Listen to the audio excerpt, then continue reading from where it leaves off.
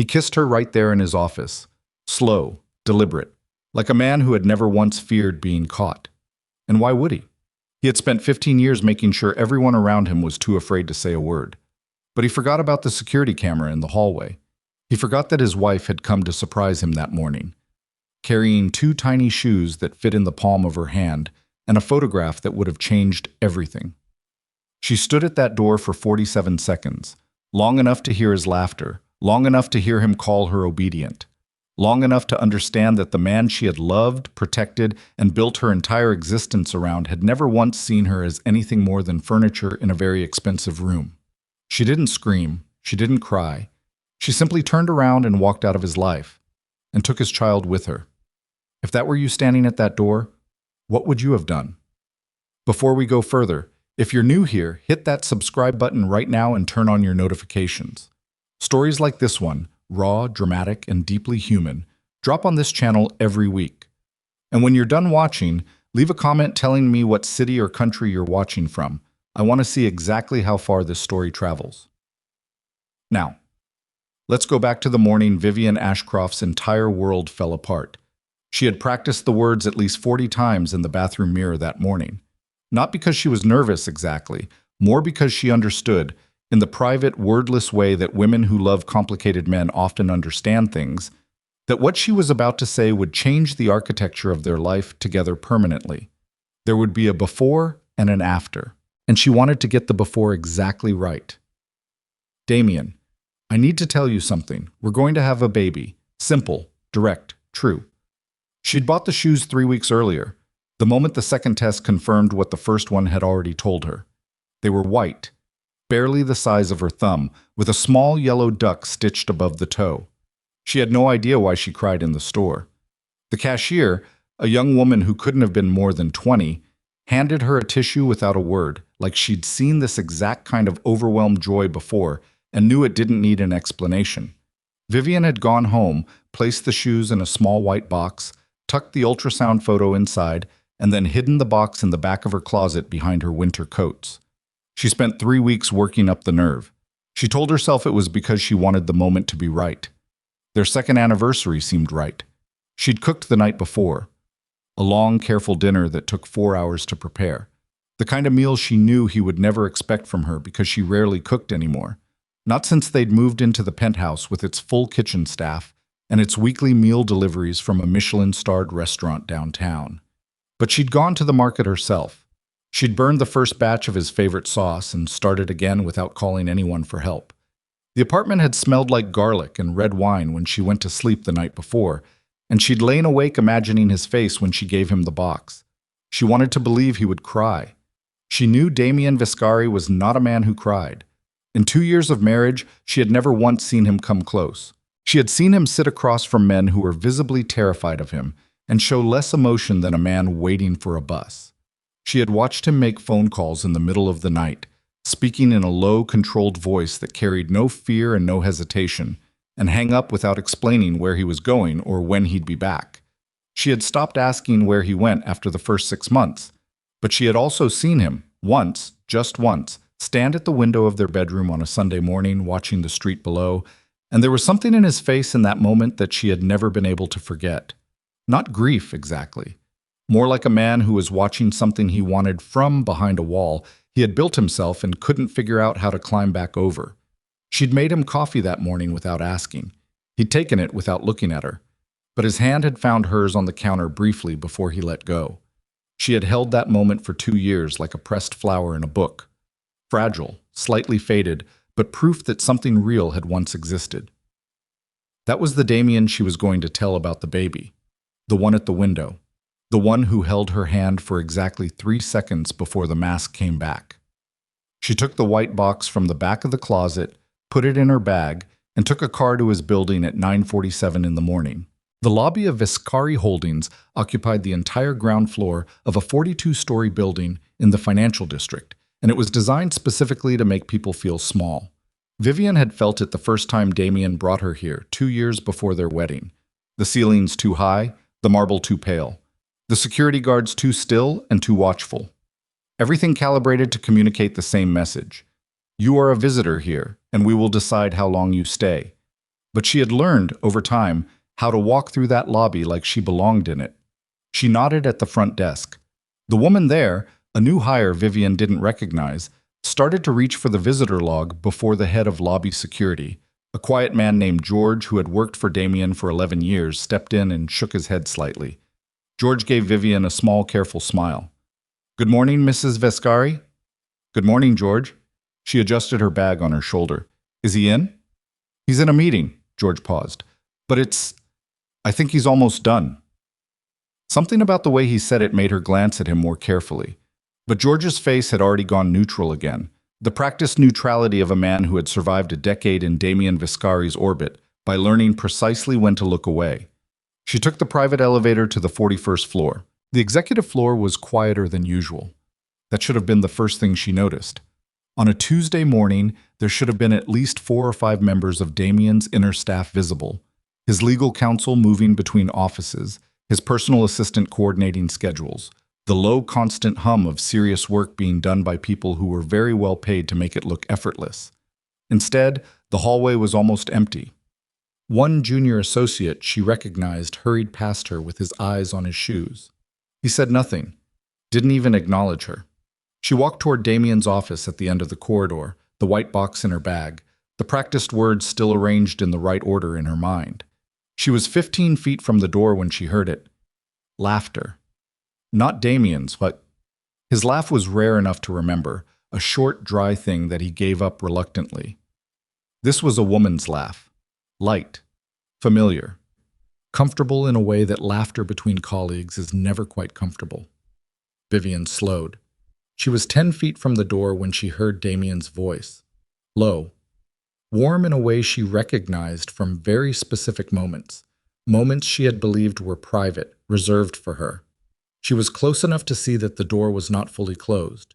She did not push it open. She simply stopped.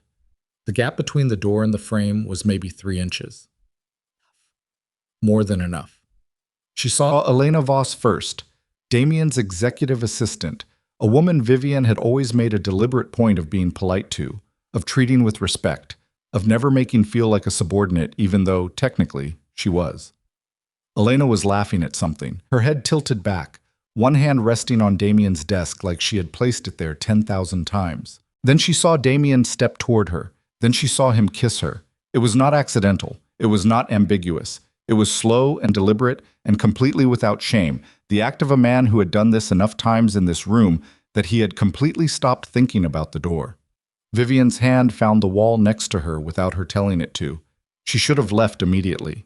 She understood that later, that the only thing worse than what she had already seen was staying to hear the conversation that followed. But her feet didn't move. Her brain had stopped sending instructions to the rest of her body. She simply stood there, 3 inches from the truth, holding a box with 2 white baby shoes inside it.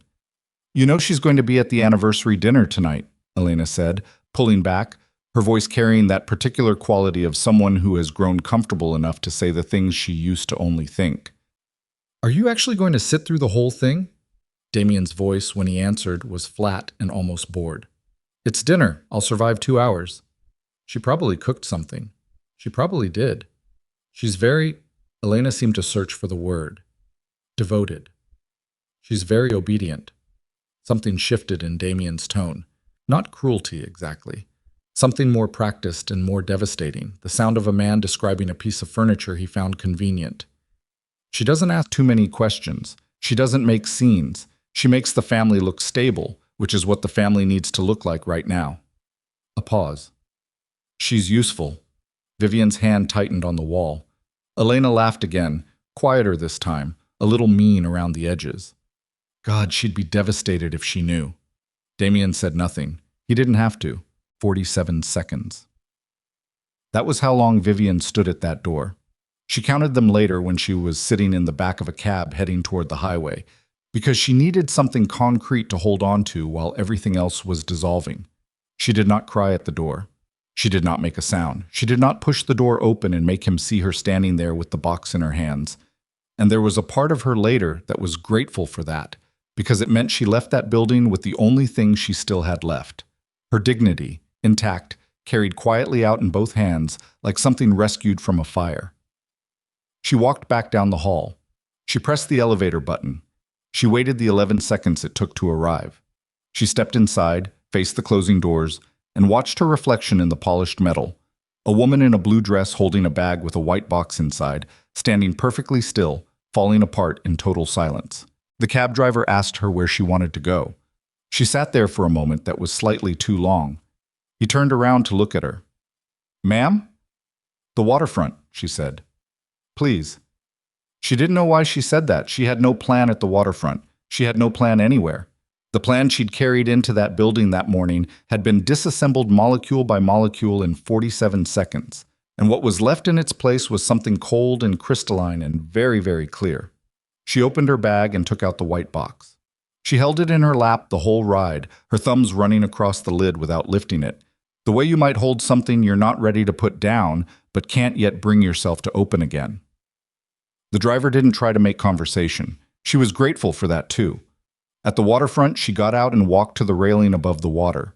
The city moved behind her like nothing had changed, because for everyone else, nothing had. She was the only person in the city for whom the morning had gone wrong in this specific, irreparable way. She stood there for a long time. She thought about Damien at the window on that Sunday morning. She thought about the coffee she'd made him and the 3 seconds he'd held her hand. She tried, honestly tried, to locate the version of him that had made her believe in this marriage. Not the version Elena knew, not the version his enemies feared, but the one at the window watching the street like a man grieving something he'd lost track of. She couldn't find him. She could only find the one who had called her useful. When she finally moved away from the railing, something had shifted in her chest. Not broken. She'd expected broken. This was something more like a decision, quiet and final and surprisingly calm. She looked down at the box in her hands. She thought about what she'd been about to tell him. She thought about her child, already present in that ultrasound, already real, already the most important thing in a world that had just proved it could not be trusted. And she made, standing there above the waterfront with the city noise pressing in from all sides, the most important decision of her life. Damien Vescari would not know about this baby. Not today, not as a weapon, not as a surprise she handed him in an office where the walls had heard everything else he'd said about her. Not as a piece of information he could use to renegotiate the terms of her life, the way he renegotiated everything else. Not like this. She called her personal attorney, not the firm on retainer for the Vescari family, but her own lawyer, a woman she'd quietly maintained a private relationship with since before the wedding, some instinct she'd never let herself examine too closely telling her to keep that one thing separate. She said, "I need to start the divorce process today." Her attorney said, "Today?"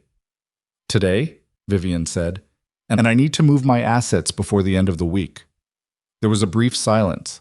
Her attorney had known her for 4 years, and she was a woman who understood when not to ask follow-up questions. "I'll make some calls," she said. "Come to the office at 2." Vivian hung up. She stood at the waterfront a few more minutes. Then she turned away from the water and walked back into the city. Not toward the penthouse, not toward anything that belonged to the life she was leaving, but forward, into the open space of a future she would have to build from the ground up, carrying the only thing she was sure of, the small, extraordinary life growing inside her that was entirely her own. She did not go back to the penthouse that night. She sent the housekeeper a brief message about the food on the stove. She picked up only what she could carry. And somewhere behind her, on the 41st floor of a building designed to make people feel small, a dinner table waited, candles unlit, wine uncorked, 2 years of carefully constructed marriage arranged on fine china, going cold. The anniversary dinner sat on the table for 3 hours before Damien touched any of it. He'd come home at 7:15, loosening his tie in the elevator the way he always did, already composing in his head the version of himself he would present at dinner. The version that could sit across from Vivian and eat food she had cooked and say the right things without giving anything away. He had been doing this for months. He was, by any professional measure, extremely good at it. The front door opened to candlelight and the smell of garlic and something slow braised that he recognized immediately as the dish his mother used to make in the house he'd grown up in. The one that took all day. The one that required a specific patience he had always associated with women who loved without conditions. He stopped in the entrance hall. "Vivian?" Nothing. He walked through the apartment, slowly at first, then faster, a specific silence pressing in around him that was different from the silence of an empty room. This was the silence of a room that had been recently occupied. The candles were still burning, the wine had been opened and left to breathe. 2 plates, 2 glasses, folded napkins in the shape of something he couldn't identify. He found her wedding ring on the kitchen counter. He found the divorce papers on the dining table, weighted down by the salt shaker like she hadn't wanted them to blow away. He stood there for a long time, long enough for one of the candles to burn low and gutter out. He didn't move to relight it. Then he took out his phone and called her, straight to voicemail. Her voice on the recording, calm, professional, the voice she used for people she didn't know well, told him to leave a message. He didn't leave one. He called again. Voicemail. Again. Voicemail. He set the phone on the table and sat down in one of the chairs and looked at the food getting cold in front of him, and the thing that hit him, the thing he was wholly unprepared for, was not guilt, not yet. It was confusion. Genuine, disoriented confusion, because Damien Viscari had spent 20 years constructing a life in which the outcomes of most situations were at least partially predictable, and his wife walking out on their anniversary without a scene, without a confrontation, without giving him anything to respond to, was not a situation his mind had a category for. He ate some of the food eventually. He didn't know why. Habit? Maybe. Or because throwing it away felt like a particular kind of violence he wasn't ready to commit. It was very good. That made it worse somehow. He reviewed the security footage at 2 in the morning. This was not something he'd planned to do. He told himself he was checking the lobby feeds for a separate issue, a delivery that had come in wrong, something Marcus, his head of operations, had flagged the previous week. He told himself this while pulling up the 41st floor corridor camera with the steady, deliberate hands of a man who does not admit to himself what he's looking for. He found it in 40 seconds. 9:47 a.m. Vivian stepping off the private elevator, blue dress, bag over one shoulder. He watched her walk down the hall. He watched her slow. He watched her stop. He watched her stand at that door for 47 seconds. He knew exactly what was behind that door at 9:47 a.m., and watching her stand there, watching her hand find the wall, watching the stillness that moved through her body like a wave hitting stone, was the worst thing he had experienced in a very long time, including things that should objectively have been worse, things that involved real danger and real blood and real consequences he'd had to manage with both hands. This was worse. He watched her walk back to the elevator. He watched her face in the final second before the doors closed. Not crying, not angry, just very, very still, in a way that he recognized as a woman deciding something. He sat at his desk in the dark for a long time after that. Then he picked up his phone and called Marcus. "I need you to find her," he said, quietly. "No one else knows. And Marcus, she had a reason to run. Don't make her feel hunted." Marcus, who had been woken at 2:30 in the morning and was professionally obligated not to show it, said, "Understood." "How urgent?" Damien looked at the frozen footage on the screen, her hand on the wall. "As urgent as anything I've ever asked you," he said. 11 days. That was how long Vivian had been gone before Marcus came back with anything concrete. And in those 11 days, Damien did something he hadn't done since he was 23 years old and newly in charge of an organization that was trying to eat him alive. He functioned badly, not visibly. Outwardly, he was the same, controlled, precise, present in every meeting, making decisions that were sound and sometimes brutal and always correct from a business standpoint. His staff noticed nothing unusual. Elena noticed something because Elena was smart and observant, and on the 3rd day she came to his office and stood in the doorway and said, with the specific carefulness of a woman recalibrating, "Damien, are you—" "Don't," he said. He didn't look up from the document in front of him. She stayed in the doorway another moment. Then she left and quietly closed the door behind her. He didn't call her that night, or any night after. She didn't come back to the doorway. That particular thread in his life ended without a scene, which was, he understood, more than he deserved. What Marcus told him on the 11th day hit him in 2 separate waves. The first wave. Vivian was in Heron Cove, a small coastal town 3 hours south of the city, registered at a short-term rental under her maiden name, Ashcroft. She had accessed her personal accounts, the ones Damien had never been on, the ones she'd maintained quietly throughout their marriage, which he'd noted and never commented on because a man in his position understood the value of a private exit and had never begrudged her the instinct to build one. She was working remotely for the architectural consulting firm she'd never fully left, despite the Viscari name and the penthouse and everything that came with both. He'd always found it slightly puzzling. Now he understood it for what it was. He was processing this, running the logistics, calculating next steps, when Marcus said, "There's something else." Something in Marcus's tone made him look up. Marcus had been with him for 9 years. He was not a man who softened things unnecessarily. He was also not a man who looked uncomfortable. He looked uncomfortable now. "She registered at a clinic," Marcus said, OBGYN, in Heron Cove. "First appointment was 8 days ago." The second wave. Damien went very still. Marcus waited with the discipline of a man who understood that some silences should not be filled. "How far along?" Damien asked. His voice came out level. He was faintly surprised by that. "Based on the registration timing, the office lists it as a first prenatal appointment, early stages." Marcus paused. "I didn't pull the records. Didn't think that was the right move." "No," Damien said. "It wasn't." He stood up, walked to the window. The city below was doing its ordinary Tuesday afternoon thing, completely indifferent to the fact that his entire internal architecture was being restructured from the ground up. She had come to his office carrying that news. She had been standing outside his door with that news in her hands, literally in her hands, in some form, some small proof of it. And she had heard everything, and she had turned around, and she had decided in the space of 47 seconds that he would never know. The thing that broke open in him then was not guilt, not yet. Guilt would come later, and it would be thorough, and he would earn every second of it.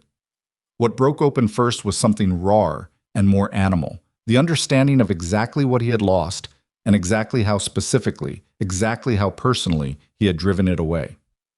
"Find out if she's safe," he said, still at the window. "Check the perimeter around her rental, anyone watching the area, anyone who shouldn't be there." "Already on it," Marcus said. "Nothing so far, but—" He stopped. Damien turned around. Marcus's expression had changed. There was something new in it now, a particular tension that Damien recognized as operational concern, the kind that preceded bad news with actual consequences.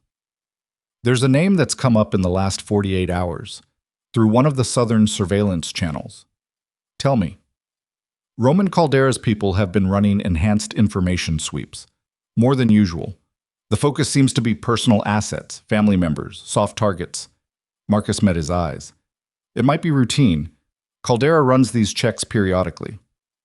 "But," Damien said, "but the timing is specific, and there's a source inside the sweep that I can't account for. Someone who would need to know where Vivian went." Marcus's jaw tightened. "Someone on our side." The room got very quiet. "Who knows she's in Heron Cove?" Damien asked. "Besides me?" Marcus said. "I ran this completely isolated. No one from your inner team, no one from operations." "Then someone else found her first." Marcus said nothing. He didn't have to. Adrian Sarto was 29 years old, quick-minded, and had been rising through Damien's organization for 3 years with the specific momentum of a young man who wanted very much to be noticed. Damien had noticed him.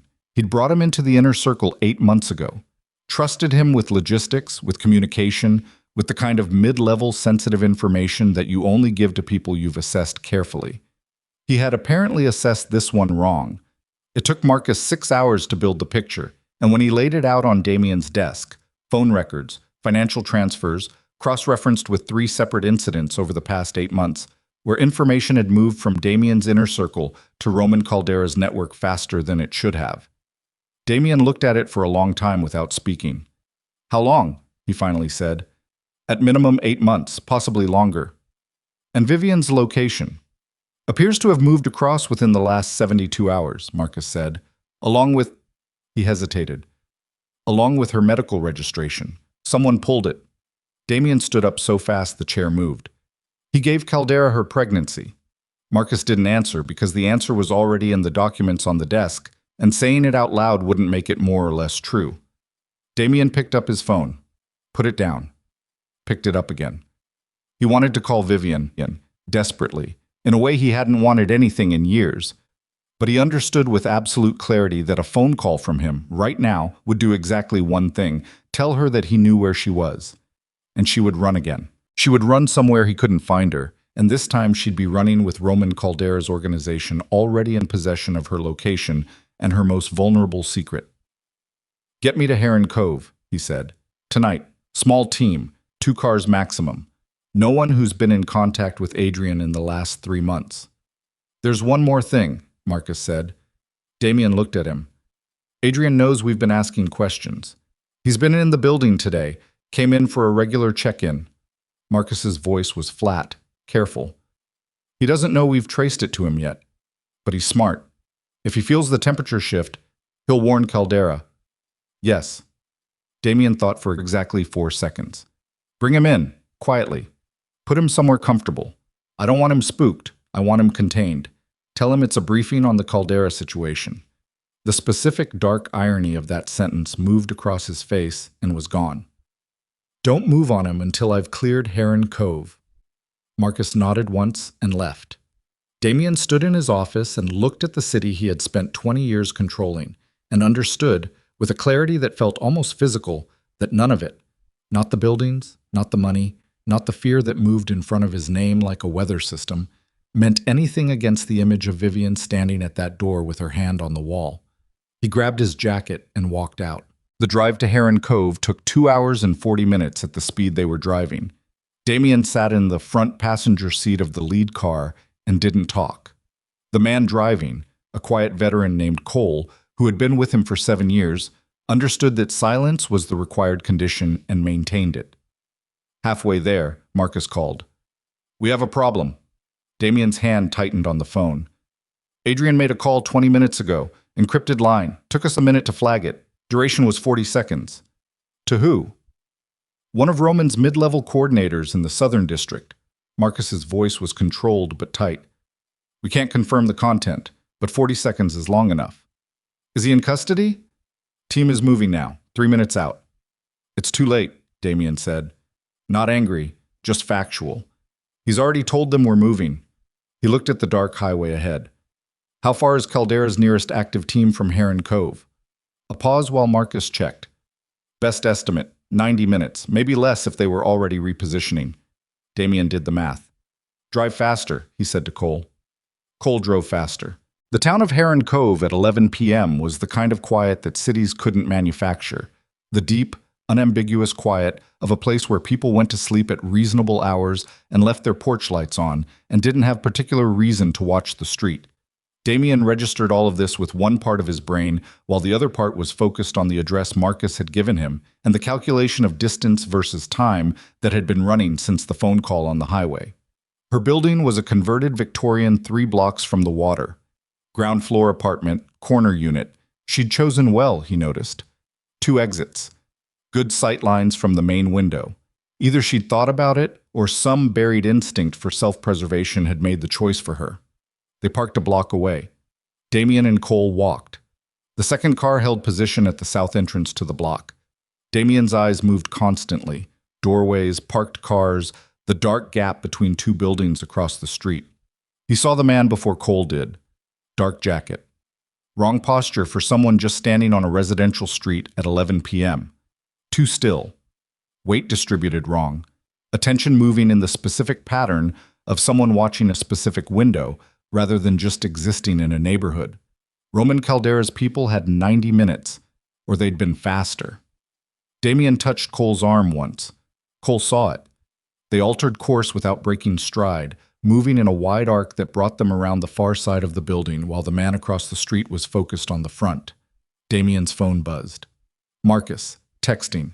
Second contact spotted south exit. They were already moving. Not 90 minutes. They were already repositioned. He looked at the corner apartment window. A light was on inside.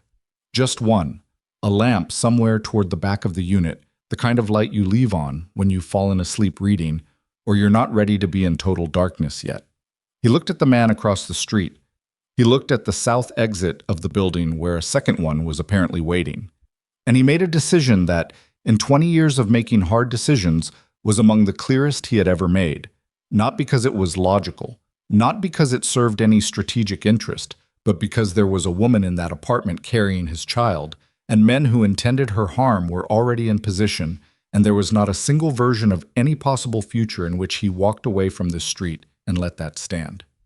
He looked at Cole. "The one across the street is mine," he said quietly. "Get to the south exit." Cole nodded and moved. Damien crossed the street. The man in the dark jacket didn't hear him coming until it was too late to matter, and by the time the brief, quiet confrontation on the sidewalk was finished, and the man was restrained against the wall with his phone smashed on the pavement, and Cole was sending a confirmation text from the south exit, Damien was already at Vivian's door. He stood there for a moment. His knuckles were scraped. He hadn't noticed during. He knocked. Not loud, not urgent, the specific cadence of someone who does not want to frighten a woman who has every reason to be frightened of him specifically. A long silence from inside. Then, "Who is it?" Her voice. 3 words. And something in his chest moved in a way he didn't have language for.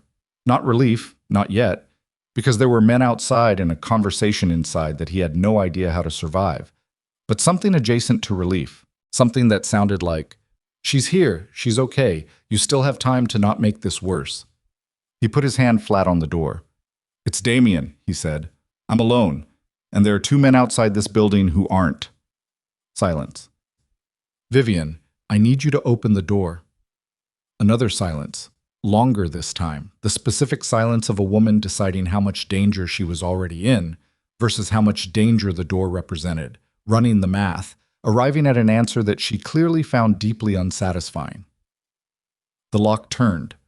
The door opened 3 inches, chain still on, and Vivian Ashcroft looked at him through the gap with eyes that were not frightened. She was past frightened, he realized. She had processed frightened and come out the other side into something colder and more careful. And she said, in a voice that was absolutely steady, "You have 30 seconds to explain why I shouldn't close this door." He looked at her, at the 3 inches of space between them, at the chain still on the door, which was the right call, and they both knew it. "Because the man I sent to protect you just told me Roman Caldera had your location before I did," he said. "And someone inside my organization gave it to him." He held her gaze. "Including what you were doing at the clinic." The color shifted in her face. Not dramatically. She controlled it almost immediately. But he saw it. 30 seconds is up," he said.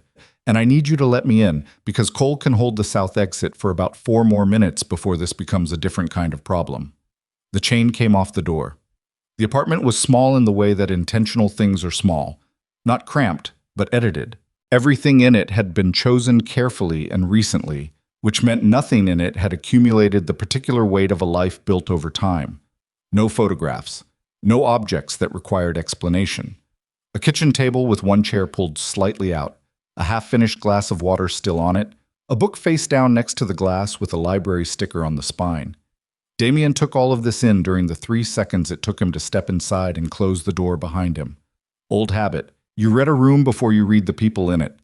Then he looked at Vivian and stopped cataloging. She was standing in the center of the room with her arms crossed. Not defensively, not the way people cross their arms when they're frightened, but the way they do when they've made a decision and are holding it in place with their own hands. She was wearing a dark sweater and her feet were bare and her hair was down in a way he almost never saw it.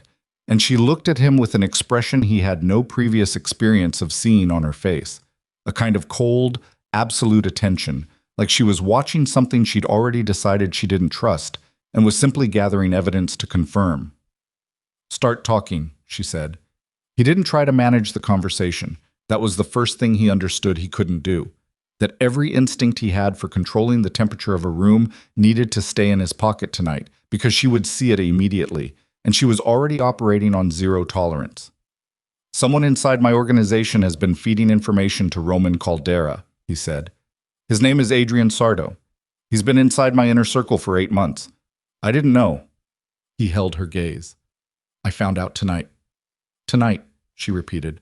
"Tonight. And my location. He gave it to Caldera's network 72 hours ago, along with—" He stopped, chose the next words carefully. "Along with the information about your clinic registration." Something moved across her face. Not fear.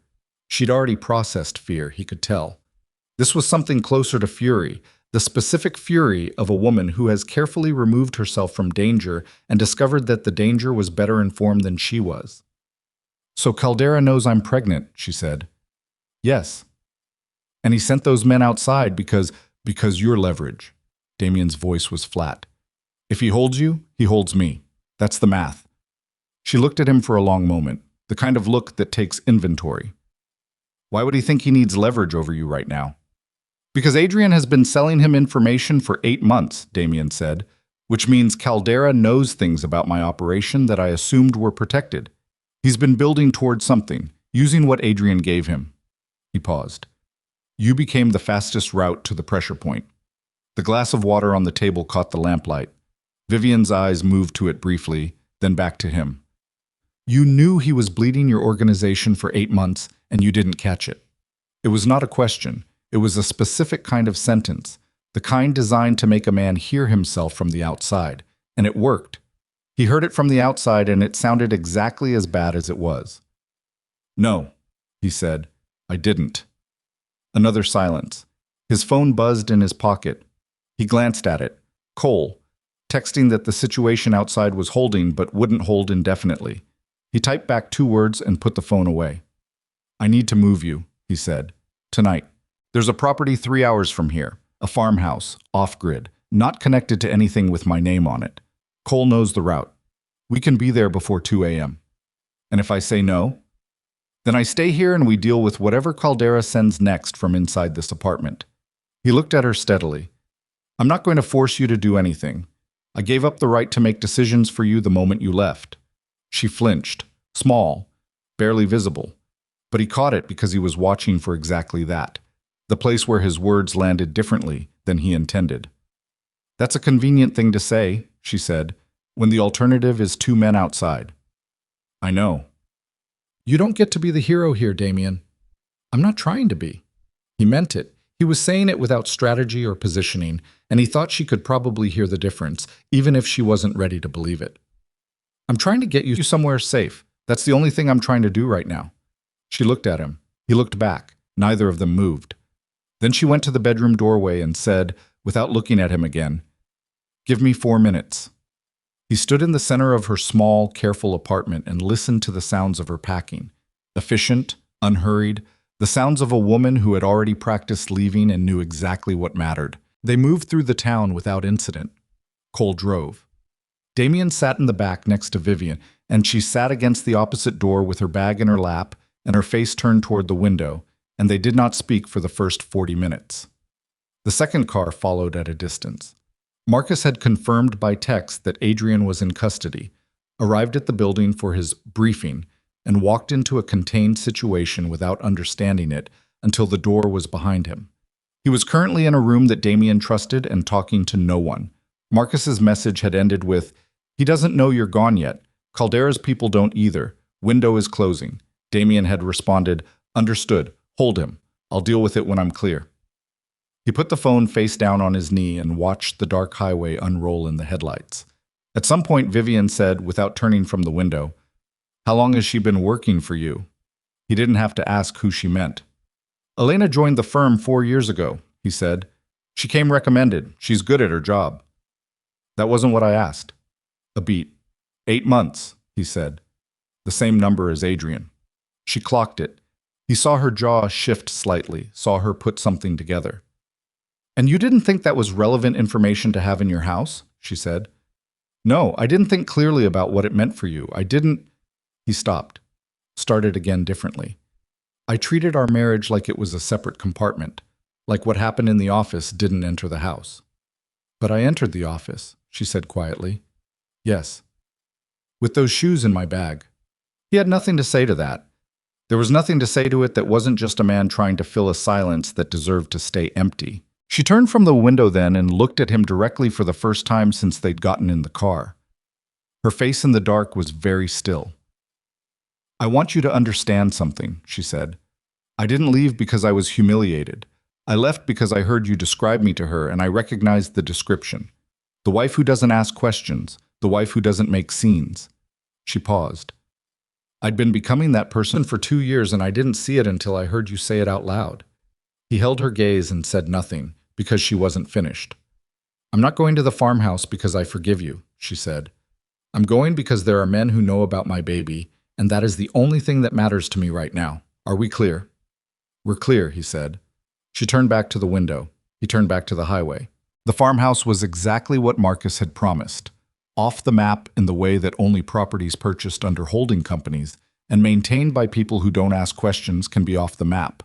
Stone walls, working heat, a kitchen that was functional without being comfortable. Vivian walked through it when they arrived and assessed it with the specific architectural eye she'd never fully switched off. And when she was done, she set her bag down in the smaller of the two bedrooms and closed the door with a quiet, definitive click that meant, "This is the boundary." Damien took the main room. Cole secured the perimeter and then positioned himself outside with the second team. And by 3 a.m., the farmhouse was as quiet as the town they'd left. But a different quality of quiet. The kind that holds something in rather than just being empty. Damien sat at the kitchen table with his phone and worked. This was the only thing he knew how to do with 3 hours and no sleep and a door between himself and the worst thing he'd ever done to another person.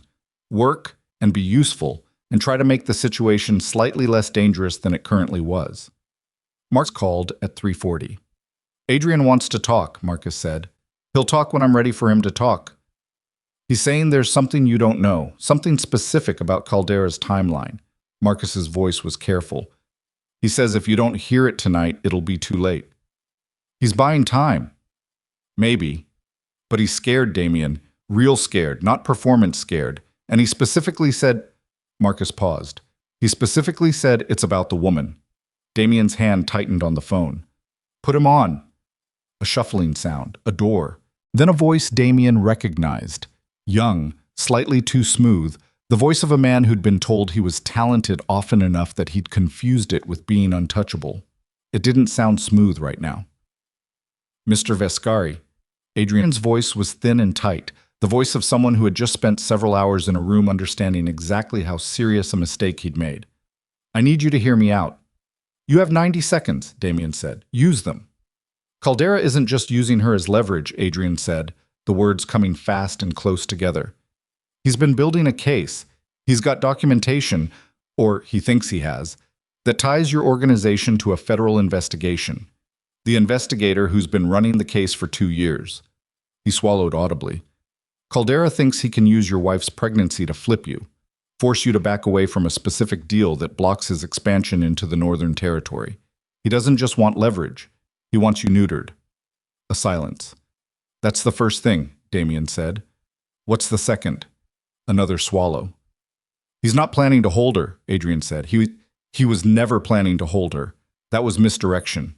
"It's what I told her." Damien went very still. "You told Vivian something." The silence on the other end was approximately 1 second long, but it was the loudest second Damien had heard in years. "I reached out to her," Adrian said, 3 weeks ago. Before I knew about the... I reached out to her through a contact in Heron Cove, and I told her..." His voice broke slightly at the edge, then regathered. "I told her you knew where she was. I told her you were planning to take the baby, that you were going to use a legal team to get full custody before she could establish residency, and that she needed to seek protection." "From who?" Damien said. His voice was completely flat. "From Roman Caldera." The kitchen was very quiet. A light above the table buzzed faintly with the specific frequency of old wiring that nobody had gotten around to replacing. "You told my pregnant wife," Damien said, very slowly and very precisely, "that I was coming to take her child, and then you sent her toward Roman Caldera for protection. I thought the plan was to deliver her directly. Caldera would have her in hand and you'd have no choice but to..." "Stop talking," Damien said. Adrian stopped. Damien sat for a moment with the phone against his ear and the kitchen buzzing around him and the farmhouse quiet on all sides. And he did something he almost never did. He closed his eyes. Not to think, he was already thinking, had already seen the full shape of what Adrian was telling him, had already understood every moving part and where each one had been positioned and by whom. He closed his eyes because the picture that assembled itself was so specific and so targeted and so utterly designed to use his own child as a weapon against him that he needed 1 single second in which no one could see his face. 1 second. Then his eyes opened. Is she in contact with Caldera's people? He asked. Has she reached out? I don't. I gave her a number. I don't know if she used it. He ended the call. He sat perfectly still for 4 seconds. Then he stood up from the table, walked to the smaller bedroom, and knocked on the door. Vivian. A pause. What? I need you to tell me if anyone contacted you in Heron Cove before tonight. Anyone who reached out through an indirect channel and told you something about my intentions. The silence on the other side of the door was a different quality from the ones before it. Less controlled, more raw. The door opened. She was standing there with her arms back at her sides now, not crossed, and her face had an expression he'd never seen before. Not on her, not on anyone. The expression of a person who has just understood simultaneously that they were lied to and that the lie is currently standing in front of them, and that these two facts are about to become one very complicated thing. Someone told me you were coming for the baby, she said. Her voice was careful and even, and he could hear the enormous effort that was costing her. That you had a legal team ready, that the only way to stay ahead of it was to… She stopped. She looked at him. He watched her put it together. Watched the sequence move across her face, the lie, the source, the purpose, the men who'd been outside her building. And then she sat down on the edge of the bed, very slowly, like her legs had made a decision her brain hadn't caught up to yet. He sent me toward them, she said. Not a question. Not to Damien specifically, just saying it out loud to see if it was true. Yes. I almost called that number. She looked at her hands. I had it written down. I was going to call it tomorrow morning. Damien sat down in the chair across from her. Not close, a careful distance, her space, and put his elbows on his knees and looked at the floor between them. The number Adrian gave you would have routed to a Caldera coordinator, he said. If you'd called it, they would have moved you within 48 hours, somewhere I couldn't find, somewhere they controlled. He looked up at her. They weren't planning to protect you. They were planning to use you to dismantle me. The lamp in the corner of the bedroom put out a low yellow light. Outside, somewhere in the trees around the farmhouse, something moved and was quiet again. I was going to protect my baby, she said. That's all I was doing. I know. I didn't know who to trust. After everything, I didn't… She stopped and pressed her fingers to her mouth briefly and then took them away. I had a number from someone I thought was trying to help me, and I was going to call it. You didn't call it.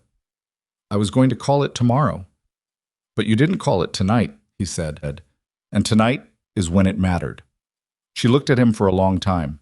He didn't look away because looking away right now would be the old version of him, the version that managed situations from behind a layer of controlled distance. And he was trying, in the specific and clumsy way of a man who has never tried this before, to be something different. I don't know what you want from me, she said finally. In this room, right now. I don't know what you're expecting. Nothing, he said. I'm not expecting anything. Damien, I came here tonight because your life was in danger and because a child is coming into the world and I am responsible for the situation that put you both at risk. He held her gaze.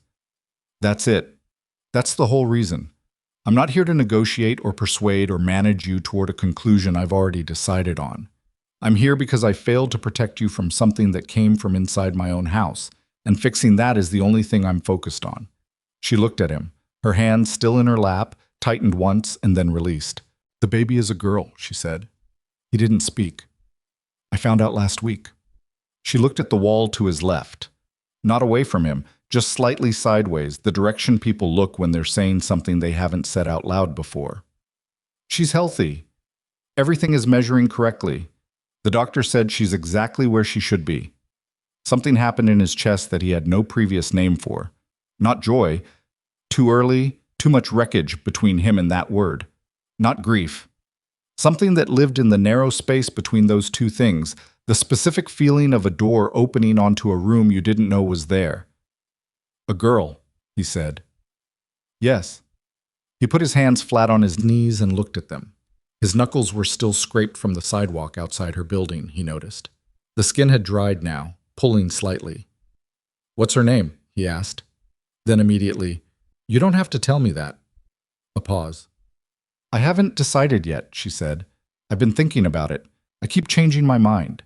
He nodded. The lamp in the corner buzzed faintly. Outside, Cole's footsteps moved across the gravel in a slow, deliberate circle. Perimeter check. Same pattern every 20 minutes. The reliable rhythm of a man doing his job. "There's something I need to say," Damien said. She looked back at him. "Not to explain. Not to reduce what happened. Just to say it once, plainly, because you deserve to hear it plainly, and I've spent 2 years being anything but plain with you." He held her gaze and didn't blink and didn't soften it. "What I said about you in that office was true. Not the version I told myself, and not she's stable or she understands the life, the real version. I had reduced you to a function. I told myself that was practical, and I told myself you were fine with it, and I knew, if I was honest, that neither of those things were true." He stopped. "What I said about you to her was the ugliest thing I've said in a long time, and I've said some ugly things. And you heard it, and you left, and you were right to leave, and the only thing I want to be clear about tonight is that I know that." The room was very quiet. Vivian looked at him for a long time. The specific look of a woman who has been given an honest thing and is checking it carefully on all sides for the mechanism, for the place where it turns into something else, for the angle she's supposed to not see coming. She didn't find one. He watched her not find one. "Go to sleep, Damien," she said finally. Her voice was not warm. It was not cold either. It was something more complicated than both of those. The voice of a woman holding a door slightly open that she hadn't decided yet whether to close. "We'll deal with the rest of it in the morning." He stood up from the chair. He went to the doorway.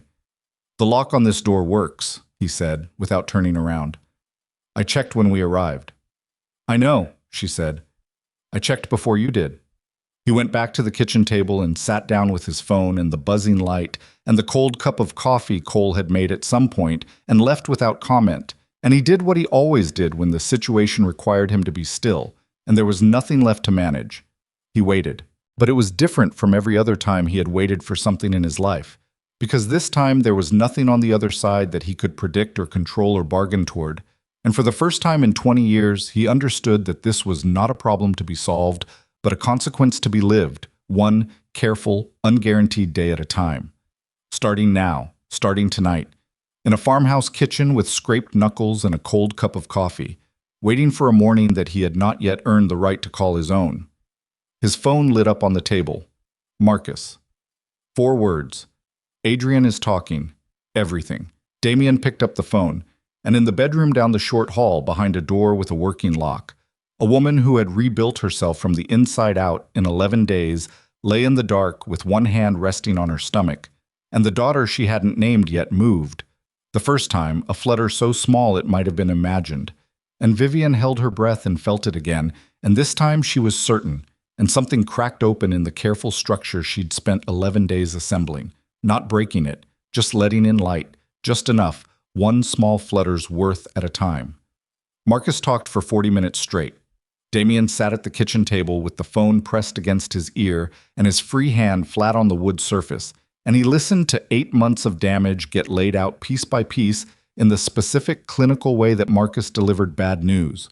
No editorializing, no softening, just the sequence of events in chronological order, each one dropping into place like a stone into still water. Adrian had started selling in November. Small things first. Logistics schedules, shipment routing, the kind of peripheral information that could be rationalized as low risk. By February, he was passing operational details. By April, he was giving Caldera the internal structure of Damien's northern expansion, the one that would directly block Roman's access to the port contracts he'd been building toward for 3 years. By June, Adrian had given Caldera the name of the federal investigator who'd been running a quiet case against Damien's organization, and Caldera had used it, not to expose Damien, but to build a private leverage file, something to hold in reserve for the moment it was most useful. That moment, apparently, was now. "The federal angle," Damien said. "How solid is it?" "Solid enough to make noise. Not solid enough to stick, based on what Adrian's telling us about what was actually transferred." Marcus paused. "But Caldera doesn't need it to stick. He needs it to threaten. He needs you distracted and compliant for the window it takes him to finalize the port contracts." And Vivian was the accelerant. A pregnant wife in an exposed location, belonging to a man whose organization is already under internal pressure, Yes, it's clean leverage. Another pause. Adrian didn't know about the federal file when he started. Caldera fed him information on a need-to-know basis, used him and kept him compartmentalized. Adrian thought he was running an operation, Damien said. He was inside one. Essentially. Damien looked at the table surface. An old farmhouse table, scarred in the way that furniture gets scarred when it's been actually used for decades. Knife marks, heat rings, the shallow groove where someone had written something with enough pressure to leave a trace in the wood. What does Caldera want? He said. Specifically, not the leverage play, the actual end state. Withdrawal from the Northern Port expansion, full and documented. He wants your organization out of the Whitmore terminal deal before the county vote next Thursday. Marcus's voice was dry. If you pull out, the vote goes his way, he gets the contracts, and the federal file becomes irrelevant to him because he's already won the thing he actually wanted. And if I don't pull out, then the federal file goes somewhere that makes your next 6 months considerably more complicated, and Vivian becomes a live card in his hand rather than a contingency. A beat. That's the shape of it. Damien was quiet for a moment. Get me a meeting with Caldera, he said. Direct. No intermediaries. Silence on the line. Damien, I know what I'm asking. Get me the meeting. He'll read it as weakness. You coming to him? I know how he'll read it. Damien's voice was flat. Set it up. He ended the call and sat in the farmhouse kitchen as the sky outside the window began to change. The specific, reluctant way that darkness becomes early morning in the countryside. Not light exactly, just a slow reduction of dark, like the night reconsidering. He didn't sleep. Vivian came out of the bedroom at 6:47. She was dressed, her hair pulled back, and she walked to the kitchen with the careful, slightly deliberate movement of a woman in her first trimester, whose body was not yet fully her own, though she clearly was not going to mention this. She looked at the table where Damien was sitting with a cold cup of coffee and a phone with a cracked screen protector, and the general appearance of a man who had not slept. She did not comment on any of it. She filled a glass of water at the sink and drank half of it standing up, and then she turned around and said, "What's the plan?" Not a question, an expectation. He told her. All of it. Caldera's leverage, the port contracts, the federal file, the Thursday deadline. He left nothing out and framed none of it. He watched her face as she processed it, watched her mind move through the information the way it moved through structural problems, sequentially, efficiently, without panic. He's not going to the meeting to negotiate, she said when he finished. He's going to it to perform. He wants to see you come to him. That's half the value. I know. So you go to the meeting and you don't give him the performance, she said. You go to the meeting with something that makes the performance irrelevant. He looked at her. You said the port contracts, she said. The Whitmore terminal deal. If you pull out, he wins. If you don't pull out, he uses the file and uses me. She set the glass down on the counter. But what happens if a third party enters the terminal deal? Someone Caldera can't leverage and can't threaten, and who has enough standing to make the county vote unpredictable? He was quiet. Your organization withdraws, she said. Caldera thinks he's won, but a new partner takes your position in the deal before Thursday, and the vote is still in play, and you haven't given Caldera a single thing he actually wanted. She met his eyes. Who do you know who could move that fast and would benefit from blocking Caldera's port access? He thought for a moment. One name. Petra Halvin, he said. Vivian raised an eyebrow slightly. The Halvins have been trying to get into the Whitmore terminal for 2 years. Yes. And Caldera burned them on the Southern freight deal in March. Yes. A short silence. Call her, Vivian said. He looked at her. This woman in his kitchen, who had left him with nothing but 2 plates of untouched food and a wedding ring on a counter, who had rebuilt herself in 11 days in a town she'd never lived in, who had been maneuvered toward Roman Caldera by a man she'd trusted and had still not made the call. And he felt something move through him that was not admiration exactly, or not only admiration, something more complicated and more humbling than that. You're very good at this, he said. I married you for 2 years, she said. I paid attention. She picked up her glass again. Call Petra Halvin. He called Petra Halvin at 7:15 a.m., which was either extremely early or extremely late, depending on which side of a business emergency you were on. And Petra Halvin, who was 61 years old and had run the Halvin Group since her husband died of a heart attack in his office a decade ago, answered on the second ring. Vescari. Her voice was alert. She had either been awake or she woke up fast. This is unusual. I have a proposal, he said. It's time-sensitive and it's complicated and it's going to require you to move faster than is comfortable. I'm listening. He laid it out. Not everything, but enough. The Whitmore terminal, the county vote, the position he was vacating and why. The specific window she had to move into it. He did not mention Caldera by name on an unsecured line. He didn't need to. Petra Halvin had been doing business in this city long enough to read a map from incomplete coordinates. When he finished, she was quiet for exactly 4 seconds. You're giving me the Whitmore position, she said. Yes. Because you need someone in it who Caldera can't touch. Yes. And what do you want in return? Nothing immediate, he said. A standing understanding, for when I need it. Another pause. The federal investigation file, she said. Is it real? He paused. It's real enough to matter, not real enough to survive a serious legal challenge. But Caldera has it. For now. Then you need the meeting to go well, she said. You need him to believe you've given him what he wants and walk away satisfied before he does anything with the file. Yes. I can have my legal team file preliminary paperwork on the Whitmore position by noon today, Petra said. That gives you something concrete to put on the table at the meeting, a signed withdrawal from your end and a certified filing from mine. A brief silence. You're asking me to trust that you can hold this together long enough for the filing to matter. I am, he said. Another 4-second pause. Petra Halvin's 4-second pauses he had heard from people who dealt with her were where she made the decisions that other people took weeks to make. Noon, she said. My attorney will send the filing confirmation to Marcus directly. She hung up. Damien set the phone on the table. Cole appeared in the doorway from outside, his jacket damp from the early morning air, his expression carrying the particular news that expressions carry when the news is not good, and the person delivering it has already decided to be straightforward about it. We have movement, Cole said. South perimeter, 1 vehicle, slow pass, made the circuit twice. Damien stood up. How long ago? First pass was 20 minutes ago. I didn't want to interrupt the call. Who knows we're here? Nobody from our side. The farmhouse isn't documented anywhere with our name on it. Cole's jaw was tight. But if Caldera's people had 40 minutes with the Heron Cove location before we cleared it, they had time to put a track on one of our vehicles. Damien walked to the window and looked out at the pale gray morning without getting close enough to the glass to be visible from outside. Wake the second team, he said. Rotate position. I want eyes on the south road and the access track from the eastern tree line. He turned back to Cole. And get the car ready. If this meeting with Caldera doesn't happen on my schedule, it happens on his, and I won't have that.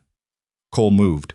The meeting was set for noon at a restaurant in the financial district that Caldera owned under a hospitality holding company, a detail that was partly theater and partly practical, since a man like Roman Caldera had no interest in meeting on neutral ground when he believed he held the stronger hand. Damien arrived at 11:58.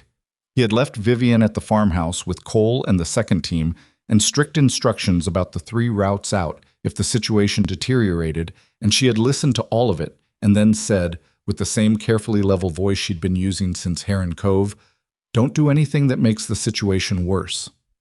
He had said he wouldn't. She had looked at him in a way that suggested she was filing this statement for later assessment. He walked into the restaurant alone. Roman Caldera was already seated.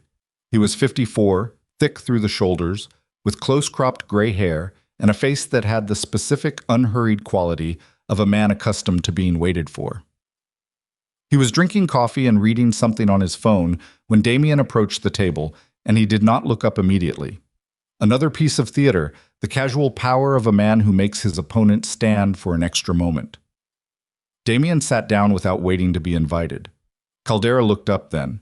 His eyes were dark and assessing and not hostile. That was the thing about men like Roman Caldera, Damien had always found. The dangerous ones rarely looked hostile. They looked interested. "Vescari," he said. "Caldera." A waiter appeared. Damien ordered coffee. Caldera waited until the waiter left. "I wasn't sure you'd come personally," Caldera said. "I wasn't sure I would either," Damien said. Something moved in Caldera's expression. Appreciation, maybe, for the directness. Adrian tells me he stopped, recalibrated. Or told me, I suppose, before your people collected him.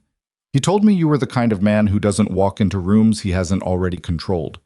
He was mostly right, Damien said. Mostly? I don't control this room, Damien said. I'm aware of that. I came anyway. Caldera studied him. He set his phone face down on the table, a gesture, Damien knew, that was meant to communicate full attention and read instead as the action of a man who had already received what he needed from it. You know what I want, Caldera said. Whitmore Terminal, full withdrawal, documented before Thursday's vote. That's the short version. The file, Damien said, the federal investigation material, that goes with the withdrawal. You pull it, you don't use it, you don't pass it. Caldera smiled, not warmly. You're in a position to make demands. I'm in a position to make a deal, Damien said. There's a difference. Demands are what the man with the stronger hand makes. Deals are what two men make when they've both run the math and decided that the cost of not dealing is higher than the cost of the table. Caldera picked up his coffee cup, set it down without drinking. Your wife is not part of this conversation, Damien said. His voice did not change. She's not leverage. She's not a card. She's a private citizen who has no involvement in our business. And if Caldera's organization moves on a pregnant woman, I will burn every agreement we're about to make, and I will be very unhappy for a very long time. He held Caldera's eyes across the table. I want to be clear about that. A silence. Caldera looked at him with the particular expression of a man recalculating. You care about her, Caldera said. That's not your business. It is my business. It's why you're sitting here instead of sending Marcus. Caldera tilted his head slightly. You came personally because she matters, and you needed me to understand that threatening her is a different category of action than threatening your business interests. You wanted to say that to my face. He picked up his coffee. I understand. It changes my assessment somewhat. I need the Whitmore withdrawal to mean something to you, Damien said. Not a concession you take and then continue the pressure because the lever still works. A real settlement. Real settlements require real consideration, Caldera said. Petra Halvin filed preliminary documentation on the Whitmore terminal position at noon today. Damien watched Caldera's face carefully. He watched the precise moment the name registered. Not a flinch, nothing that dramatic, just a micro-adjustment at the corners of his eyes. The look of a man who has just seen his winning hand acquire one unexpected complication. My organization vacates. Halvins moves in. The county vote stays uncertain. You don't get the clean win you were building toward. Damien leaned back in his chair. But you get the federal file used, which means you get my organization tied up in federal interactions for 6 months, which means I can't focus on competing with you for anything else in that window. He let that sit for exactly a moment. Or you take the settlement. I'm out of the Whitmore deal. You have a harder road to the vote, but you have it. The file stays buried. We go back to being two organizations that operate in the same city without actively destroying each other. Caldera set his cup down. He looked at the table surface for a long moment. Not thinking, Damien realized. He'd already done the thinking. He was deciding whether to let Damien see that he'd already done it. Adrian, Caldera said. Finished, Damien said. Out of my organization, not your problem. He knows things. He knows things about 8 months ago. My operation has been restructured since last night. This was partly true and partly a statement of intent, and Caldera, being the kind of man he was, would know the difference and wouldn't care because the practical effect was the same. Another silence. The woman and the child, Caldera said. Not your concern, now or in the future. Caldera looked at him for a long time. Damien sat still and held the gaze and did not fidget and did not reach for the coffee that had arrived at some point and gone cold beside his hand. I want Whitmore, Caldera said finally. I know. Halvin is a problem. Halvin is a problem you can handle without me in the way, Damien said. That's worth something. The silence this time was different, shorter. Caldera reached into his jacket and removed a phone. Not the one on the table, a second one, and typed a brief message and set it face down beside the first. The federal file gets returned to the investigator's original office with a note that it was misfiled, Caldera said. Nothing on your organization, nothing on the woman. He paused. Your withdrawal documentation is filed formally by end of business today. Agreed. And Adrian Sarto is your problem entirely. I have no interest in where he ends up. Understood. Caldera extended his hand across the table. Not warmly. Formally. The handshake of two men who have arrived at a workable arrangement and are clear-eyed about what it is and is not. Damien shook it. He stood up, put on his jacket, left the coffee untouched. He was 3 steps from the table when Caldera said, behind him, Vescari. He stopped, turned halfway. Caldera was looking at him with something that might, in different lighting, have resembled respect. The Halvin move was good, he said. I wouldn't have thought of it in a night. I didn't think of it, Damien said. He walked out of the restaurant into the pale afternoon light, and he called Marcus before he reached the car, and he said, it's done. File the Whitmore withdrawal. Make it clean. And then he stood on the sidewalk for a moment with the phone in his hand and the city moving around him in its ordinary, indifferent way, and he breathed. Then he called Cole. Status. Quiet, Cole said. The vehicle on the South Road made one more pass about an hour ago and hasn't returned. Mrs. Vescari is in the kitchen. She found a radio. Damien paused. A radio. Old one. In the cupboard. She's been listening to it for the last hour, some kind of classical station. Cole's voice had the faint, carefully neutral quality of a man reporting information he finds mildly surreal. She said to tell you if you called that she wants a real answer about what happened at the meeting, not a managed version. Damien looked at the street. Tell her I'll be there in 2 hours, he said, and tell her it went the way she said it would. He got in the car. The drive back was quieter than the drives before it, less urgent, the specific quiet of a situation that has moved from acute danger to something more complicated and less immediately legible. He sat in the passenger seat and watched the city give way to highway, give way to countryside, and he thought about Adrian sitting in a room somewhere being told the terms of his permanent removal. And he thought about Roman Caldera sending a message from a second phone at a restaurant table, and he thought about Petra Halvin's 4-second pause and what it had decided. And then he thought about Vivian saying, I didn't think of it, and what her face would look like when he told her. His phone lit up. Marcus. Withdrawal filed. Halvin's team confirmed receipt. Federal file returned per Caldera's instruction. Investigator's office confirmed it came back clean. He read the message twice. Then one more from Marcus, arriving 30 seconds later, that was different from the others. Not operational, not confirmatory, just 3 words that Marcus had clearly decided to send and then sent before he could decide not to. Good call, boss. Damien set the phone on his knee. Outside the window, the countryside was doing what countryside did in the late afternoon, going gold in that specific, unhurried way that had nothing to do with anyone's schedule and couldn't be rushed or managed or negotiated with. He watched it for a while. He was 20 minutes from the farmhouse when Cole called. She's having contractions, Cole said, and his voice, for the first time in 7 years of working for Damien Vescari, was not completely under control. Damien sat up straight. How far apart? She says irregular. She says it might be nothing. She keeps saying that. She's been saying it for about... Cole's voice tightened. About 40 minutes. She didn't want me to call you until she was sure, and then she...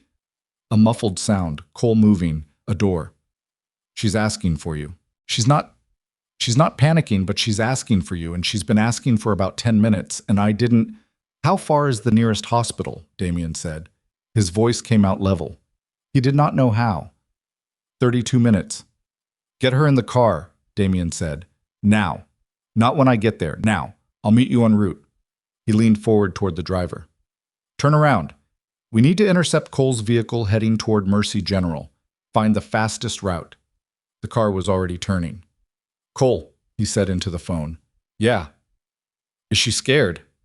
A pause, short but real. She's trying not to be, Cole said.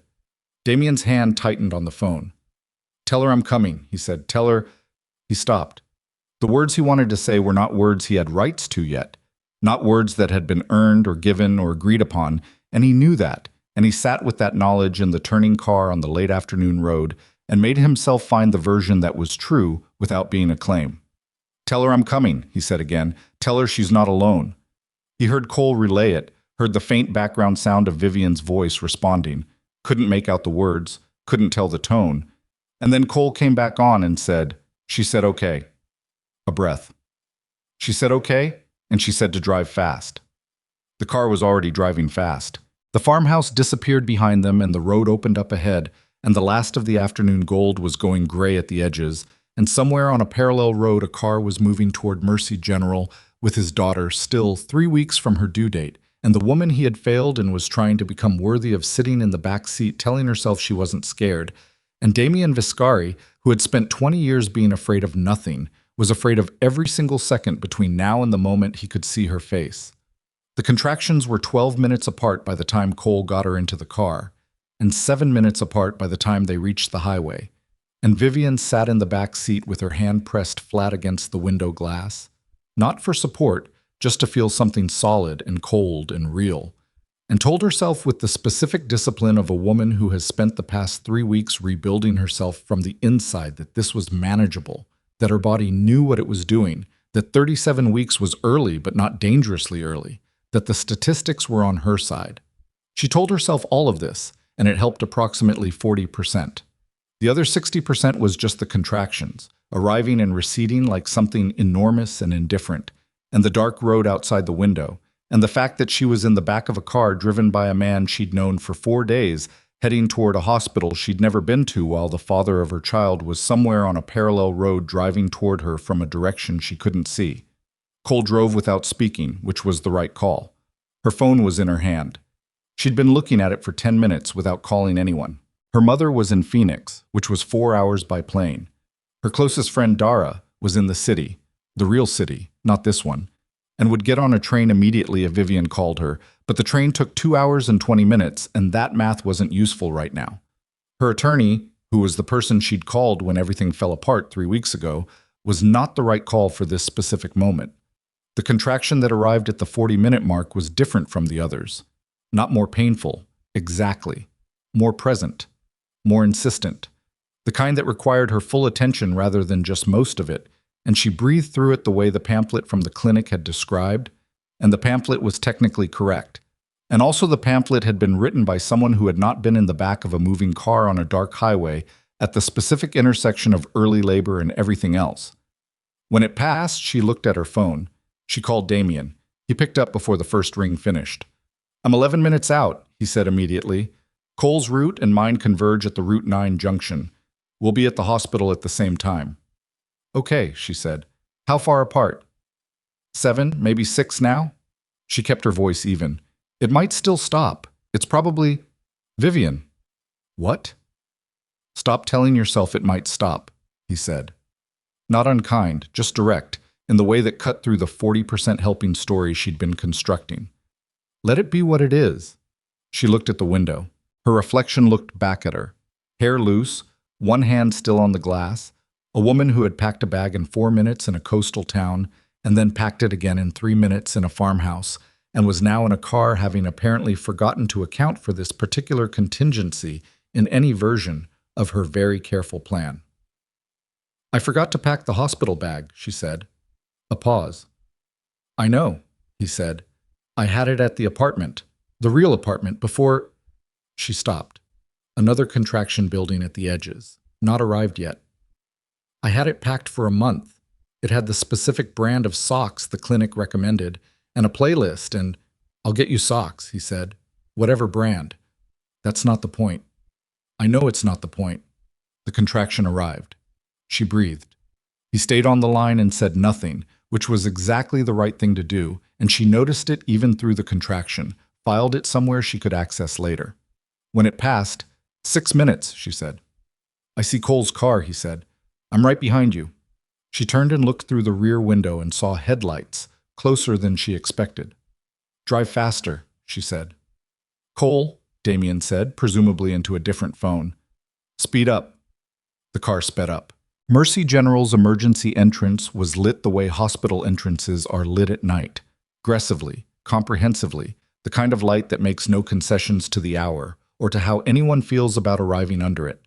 Vivian was out of the car before it had fully stopped, which was inadvisable and also completely natural for a woman who had been sitting still for 40 minutes while her body conducted increasingly urgent negotiations without her input. Damien was there. She didn't register it consciously at first. Registered instead the entrance doors, the distance to them, the next contraction that was arriving faster than 6 minutes now.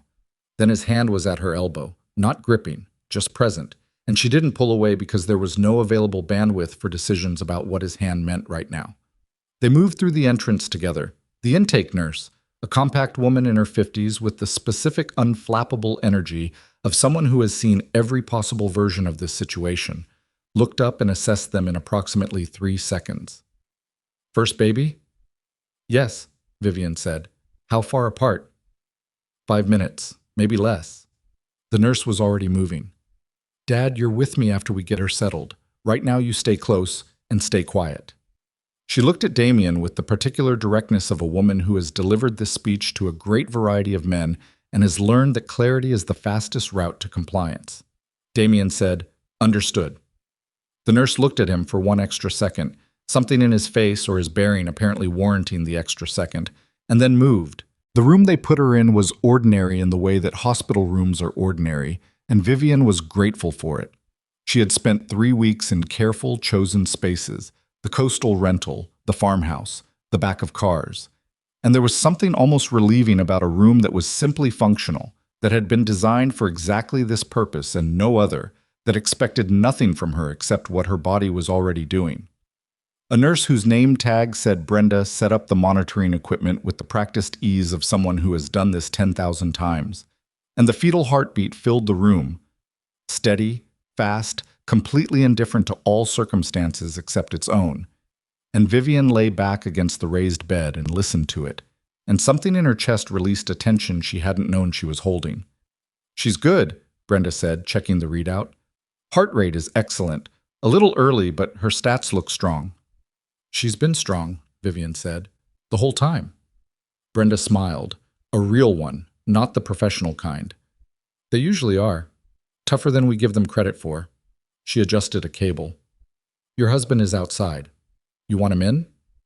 Vivian looked at the ceiling for a moment. The fetal heartbeat continued its small, urgent percussion. "Yes," she said. "He came in without his jacket. She didn't know where it had gone, left in the car, maybe, or given to Cole." He looked, for the first time in the entire time she'd known him, like a man who had nothing to put between himself and what was happening. No jacket, no controlled expression, no management of the room. He stopped inside the door and looked at her in the bed with the monitors and the IV line Brenda had just started, and his face did something she had never seen his face do before. "Come sit down," she said. "You look terrible." He pulled the chair next to the bed and sat in it and leaned forward with his elbows on his knees. The same position he'd taken in the farmhouse bedroom, she noticed.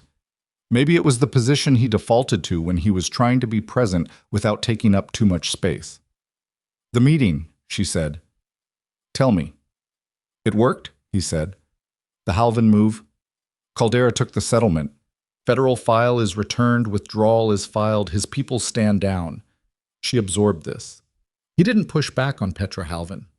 He pushed back on the math, Damien said. Halvin in the deal without me in the deal is still a problem for him, but it's a problem he can work on without a war. He's practical. "Practical men are easier to deal with than proud ones," she said. "Usually." "Adrian." "Removed. Permanently." He looked at his hands. "I didn't—" He stopped. "He won't be in a position to contact you again, or anyone connected to you." She looked at him carefully. "What does that mean, specifically?" "It means he's alive and it means he's gone," Damien said. He met her eyes. "I made a decision not to escalate it. Not for his sake." A pause. "I didn't want to start a chapter of this the way the last one ended." She held his gaze for a moment, checking it. "Okay," she said. A contraction arrived, harder than the previous ones, with a different quality of authority, and she gripped the bed rail without deciding to, and breathed through it while the monitor registered it, and Damien sat forward in the chair, and she could see him fighting every instinct he had not to reach for her hand without being asked, fighting it visibly, his hands pressed flat on his knees like he was holding them there by force. When it passed, she was breathing hard. "You can—" she started. "I won't unless you want me to," he said. She looked at him, at his hands on his knees, at the specific effort that was costing him. She moved her hand from the rail and put it on the edge of the bed, palm up. He looked at it for a moment. Then he put his hand over hers. Not gripping, just there. They stayed like that. Labor took 9 hours. Not the dramatic, compressed 9 hours of movies, real 9 hours, slow and cyclical and exhausting and punctuated by long plateaus where nothing seemed to be happening and then sudden accelerations that required everything. Damien stayed for all of it. He didn't pace, didn't check his phone more than twice, didn't try to manage the situation or the medical staff or the progression of events. He sat in the chair next to the bed, and when Vivian needed his hand, he gave it, and when she needed him to be quiet, he was quiet. And when she said, at hour 6, with the specific, unfiltered honesty of a woman deep in labor, "I'm so angry at you," he said, "I know," and didn't try to defend himself or redirect it or explain why this wasn't the ideal moment for that conversation.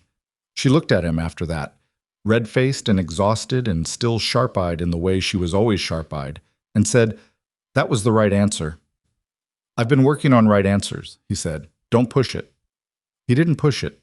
At hour 8, when the doctor arrived and the room acquired the particular focused energy of something about to conclude, Vivian turned to him and said quietly, "I need you to stay." "I'm here," he said. "I need you to stay exactly as long as I tell you to stay and not 1 second longer," she said, with absolute precision. "And if I tell you to leave, you leave. No argument."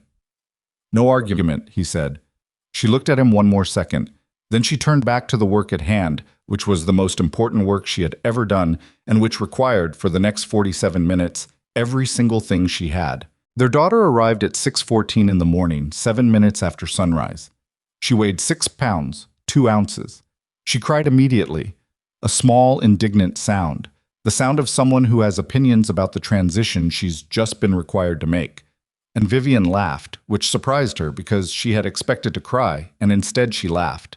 And Brenda placed the baby on her chest, and the laughing stopped, and something else took its place entirely, something for which she genuinely did not have a word, something that felt like the most fundamental recognition she had ever experienced. This is the thing that matters.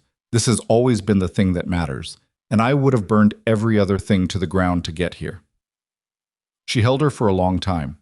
Damien stood at the foot of the bed. Not close, he had not moved close without being invited, not once in 9 hours. And his face had gone completely still in a way that was different from his usual stillness. His usual stillness was controlled. This was something else. This was a man who had run out of the resources he normally used to manage his own expression and was simply, for the first time in a very long time, undefended. Vivian looked at him over the baby's head. She looked at his face for a long moment. "Come here," she said. He came to the side of the bed and looked down at the baby, at the dark hair, at the small working fists, at the face that was still making up its mind about what kind of face it was going to be. And something moved through him that was visible, that he did not attempt to conceal, that moved across his face the way weather moves across open ground. "Do you want to hold her?" Vivian said. He looked at her.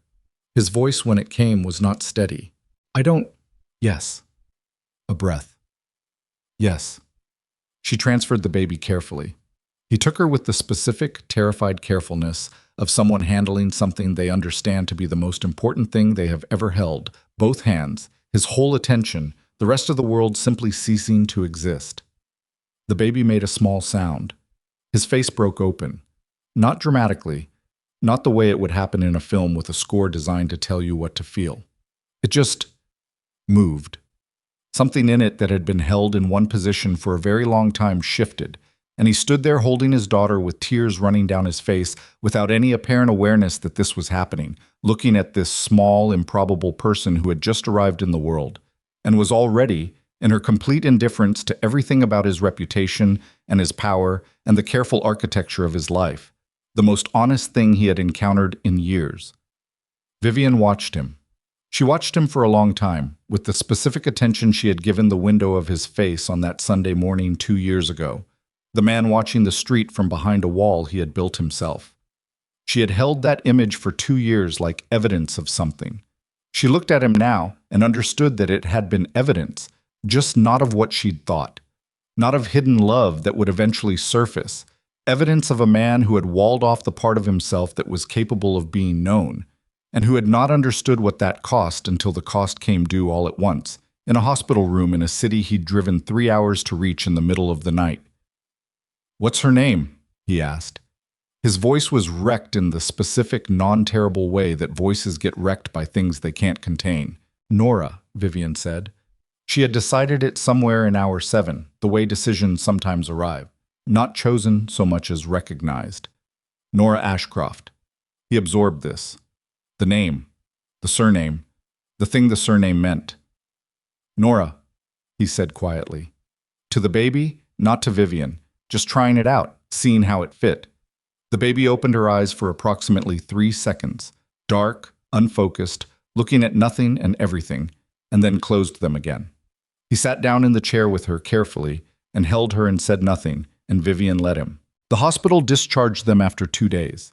In those 2 days, certain things were said and certain things were not said, and the architecture of what came next was built quietly and without pressure, in the specific halting way that real things get built when there's no longer any urgency to pretend. On the first day, Vivian's mother arrived from Phoenix. Her name was Carolyn, and she was 63, and she walked into the hospital room, looked at Vivian, and then at Damien, and then at the baby, and said, with the direct economy of a woman who had raised a daughter alone after her own husband left, and had opinions about men who caused the kind of damage Vivian had described on the phone 3 weeks ago. You must be Damien. Yes, ma'am, Damien said. Carolyn looked at him for a long moment. My daughter is not a convenience, she said. She is not a solution to a problem. She is not useful. She said the last word with the specific weight of a woman who had been told exactly what Vivian had heard through that door. Are we clear? Yes, Damien said. We're clear. Carolyn looked at him one more second. Then she went to her daughter and put her arms around her and said nothing further to Damien for approximately 3 hours, during which time he sat in the corner chair and held Nora when she was offered, and did not attempt to insert himself into a space he hadn't yet been given access to. At the end of the 3 hours, Carolyn asked him if he wanted coffee. He said yes. She brought him some. It was terrible hospital coffee, and he drank all of it. It was not forgiveness. It was coffee. But it was a beginning of a beginning. On the second day, Vivian's friend Dara arrived on the train and immediately began crying upon seeing the baby, and then stopped crying long enough to look at Damien with an expression that communicated without a single word that she had heard the full account, that she had opinions about the full account, and that he was on notice. He received this without comment. He was beginning to understand that receiving things without comment was going to be a significant portion of the work ahead of him. That evening, after Carolyn had taken the baby for a walk in the corridor, and Dara had gone to find food, and it was just the two of them in the quiet room, Vivian said, I'm going to Mars Point. He looked at her. It's a city on the coast, 4 hours from here. I looked at it 2 weeks ago. She met his eyes steadily. I'm going to find an apartment and set up a life and work remotely and raise Nora somewhere that isn't inside the shadow of everything. I know, he said. I'm not asking your permission. I know. I'm telling you because, she paused, chose the words carefully, because Nora has a father. Whatever else is true, she has a father, and I'm not going to make that complicated for her. I'm going to make it as uncomplicated as I can manage. She held his gaze. That means you can visit, openly. No games, no negotiating through lawyers, no using your organization's resources to monitor anything. A pause. And it means you show up when you say you're going to show up. Not most of the time. Every time. Every time, he said. If you miss one, she said, without a real reason and real notice, we renegotiate the terms. And you won't like the renegotiated terms. I understand. I need to hear you say you understand what this actually is, she said. Not what you want it to be. Not what you think it might eventually become. What it is right now. He was quiet for a moment, looking at her, not away. Right now, he said carefully, you are a woman who is doing the right thing for your daughter, and you have been doing the right thing from the moment you walked out of my building, and I am a man who is trying to be worth the access you're offering me and who has not yet demonstrated that he deserves it. He held her gaze. That's what it is. I'm not going to pretend it's more than that. She looked at him for a long time. Okay, she said. Just that. Not warmly, not coldly. The way a door sounds when it's left unlocked. Not open, not closed, just no longer secured against the possibility. He left the hospital before them. This had been agreed upon.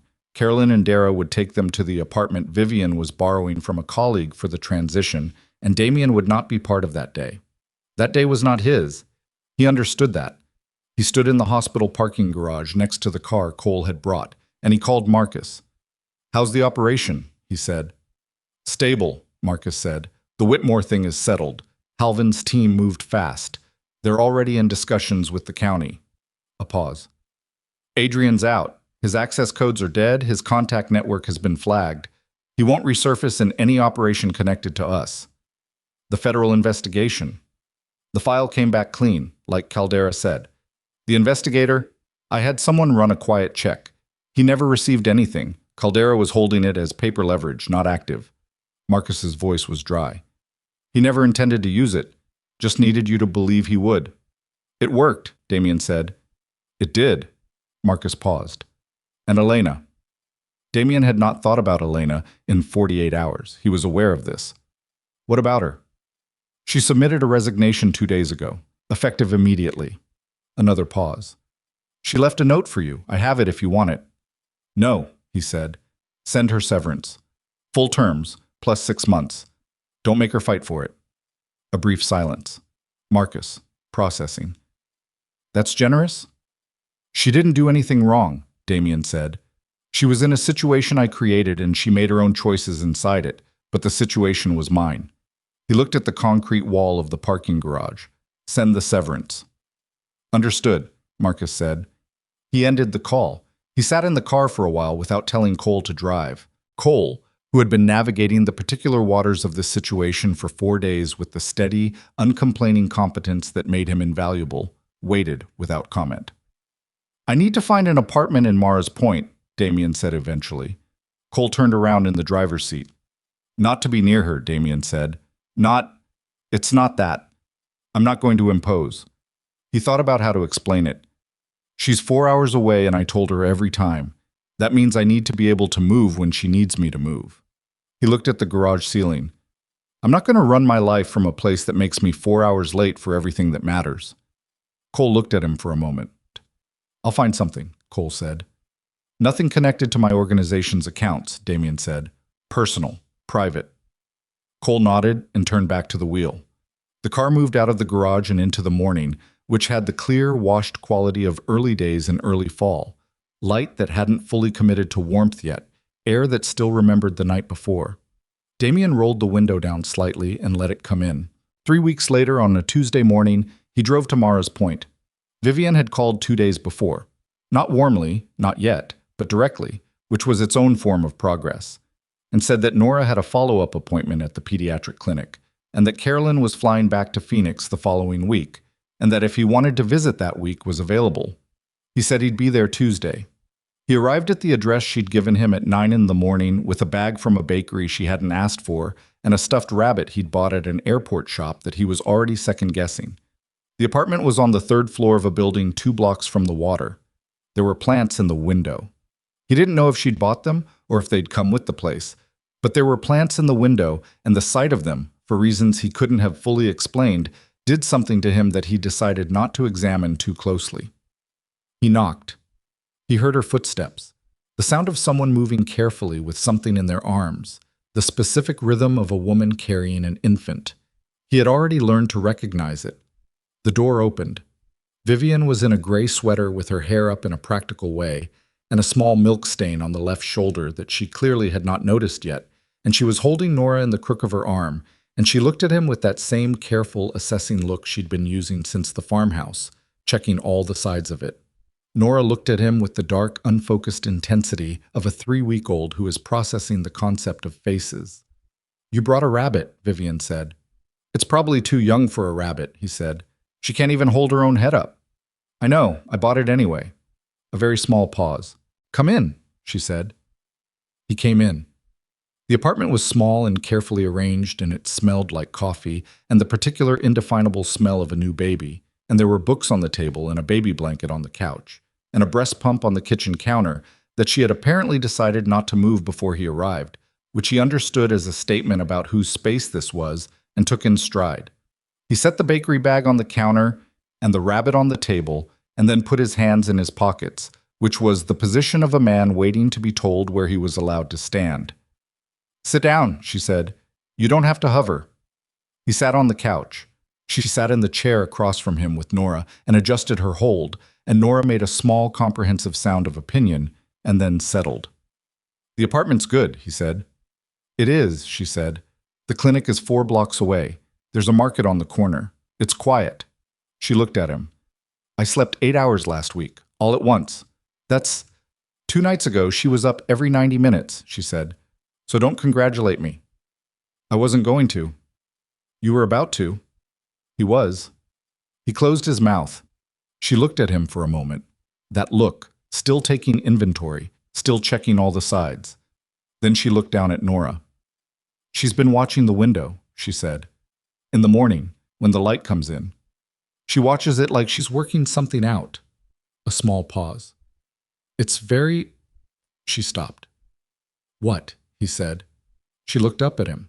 Her face was tired in the real way that new mothers are tired, and it was also, underneath the tired, something else, something he was only now learning to see in her, something that had always been there under the careful competence and the controlled dignity, and the 2 years of becoming the wife who didn't ask questions. It was the look of a woman who was still, despite everything, fully present, who had not shut down or turned inward or built herself the kind of walls that his life had built in him, who was still here, still looking at the world with the same attention she had always given it, even after everything the world had handed her. "She looks like she already knows things," Vivian said. "That's all." He looked at Nora. Nora, as if aware of the observation, moved her mouth in the slow, unconvinced way of a baby entertaining possibilities. "She might," he said. "She gets it from somewhere," Vivian said.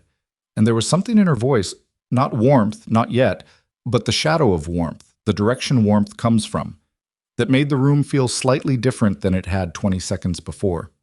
He stayed for 4 hours. He held Nora twice, both times when Vivian handed her over without ceremony. He ate the pastries from the bakery bag. He washed the coffee mugs without being asked, which Vivian noted without comment. They talked about the apartment's lease terms, and about a novel she was reading, and about the architectural project she'd taken on remotely, which was complicated and interesting, and which she described with the specific precision of a woman in her element. She did not ask about his operation. He did not offer information about it. When he left, she came to the door and held Nora and watched him walk to the elevator. "Thursday," she said. "She has her weight check." He stopped, turned around. "I'll be here," he said. She looked at him. The door was still open. Nora had fallen asleep in the exact posture of someone who has made peace with the present moment. "I know," Vivian said. "That's why I told you." The elevator doors opened and he stepped inside. He rode down to the lobby and walked out into the Morris Point morning, which was doing what coastal mornings do, putting salt in the air and light on the water and moving at its own unhurried pace, completely unconcerned with the schedules and errors and carefully rebuilt lives of the people passing through it. He stood on the sidewalk for a moment. He thought about 2 years of a marriage he had treated like a business arrangement, and the woman who had seen through it and left without making a scene, carrying something more important than anything he had built. He thought about a door with 3 inches of space in it, and a chain still on, and a voice asking him to explain himself in 30 seconds. He thought about a farmhouse kitchen, and a buzzing light, and a cold cup of coffee, and the sound of a name he hadn't known yet moving through a small room at 3 in the morning. He thought about a girl watching a window in the morning light, working something out. He put his hands in his pockets and started walking. Not to the car, not yet, just walking along the street in the direction of the water, because the water was there, and the morning was clear, and there was a weight check on Thursday, and between now and Thursday he intended to be exactly the kind of man who showed up for it. Not the man he had been. Not the man he had told himself he was. Not the man that fear and money and 20 years of building walls had made. Something smaller and harder and more honest than any of that. Just a father. Learning the job one ordinary morning at a time.